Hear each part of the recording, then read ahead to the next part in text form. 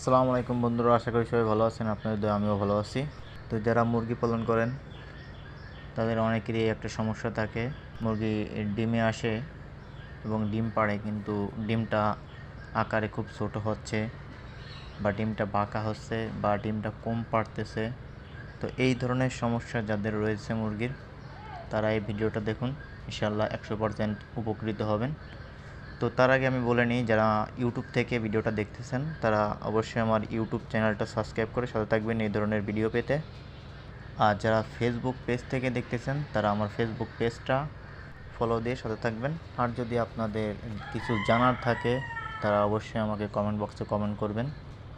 আর তাছাড়া আমাদের কাছে পাওয়া যায় ফাউমি এবং তিতিরের বাচ্চা। এটা মোটামুটি 12 মাসকালই আপনারা পাবেন।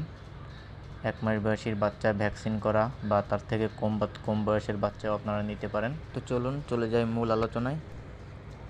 তো আপনাদের মুরগির অনেক সময় ভিটামিনের অভাব থাকে, ক্যালসিয়ামের অভাব থাকে এবং বদহজমের একটা সম্ভাবনা থাকে।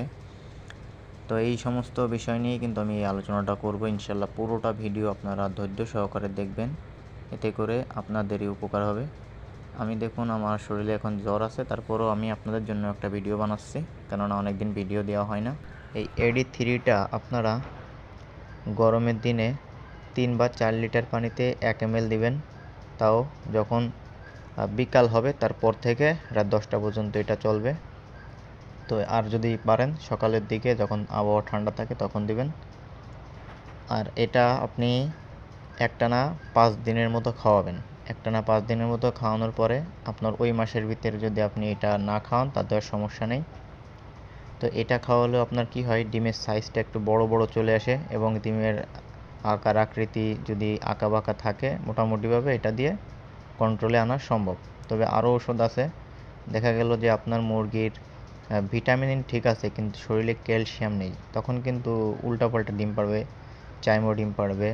তারপরে ডিমের আকারও ছোট হইতে পারে, একটু বাঁকাও হইতে পারে, খোসা নরম হইতে পারে। তো আপনাকে কিন্তু ক্যালসিয়ামটাও খাইতে হবে। তো ক্যালসিয়ামটা আর কি বাজারে অনেক কোম্পানি অনেক নামেই বিক্রি করে থাকে, তবে আমি ক্যালপ্লেক্সই খাওয়াই। ক্যালপ্লেক্সটা হচ্ছে স্কোয়ার কোম্পানির, আর ক্যালপ্লেক্সটা খাওয়াই আমি ভালো ফল পেয়েছি।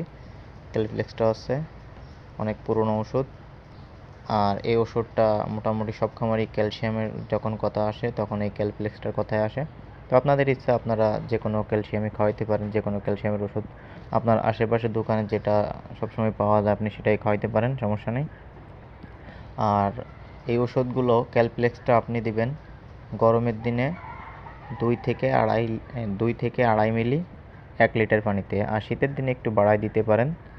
আর AD3টা আপনি গরমের দিনে তো 3 থেকে 4 লিটার পানিতে 1 ml দেবেন, আর শীতের দিনে 1 বা 2 লিটার পানিতে 1 ml দেবেন, কারণ তখন তো সবসময় ঠান্ডা থাকবে, তখন আপনি যে কোনো সময় খাওয়াতে পারবেন এবং পরিমাণ বেশি দিয়েও খাওয়াতে পারবেন। এর পাশাপাশি জিঙ্কটাও ব্যবহার করবেন। জিঙ্কটা ব্যবহার করলে মুরগির শরীরে দুর্বলতা কাটবে এবং মুরগির শরীরের উস্কো খুস্কো পশমগুলো সব জিলা দিবে।